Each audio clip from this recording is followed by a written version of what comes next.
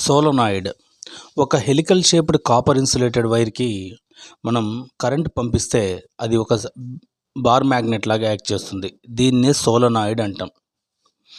Solenoid is a helical shaped copper insulated wire which acts as a bar magnet.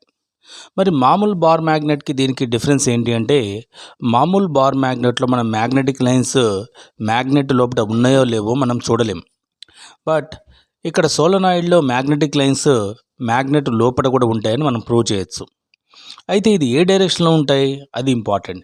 Magnetic lines ఈ solenoid current ప్రవహిస్తున్న ఈ solenoid చుట్టూ మనం iron fillings sprinkle చేస్తే ఇవి alignment both inside out side ఉంటాయి. ఇప్పుడు ఈ వీటి బదులు మనం ఒక కంపాసెస్ 5 to 6 కంపాసెస్ పెడితే ఈ కంపాస్ నీడిల్ డిఫ్లెక్ట్ అవుతుంది.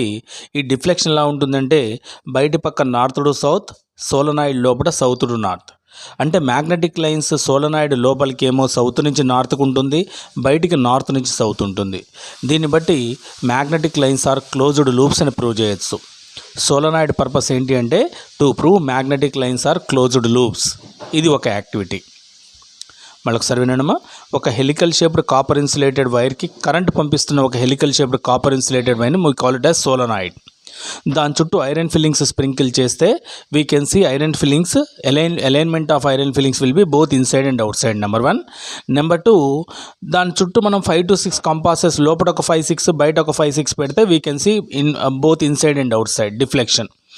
Deflects magnetic lines comes out from north pole and enters into the magnet from south pole.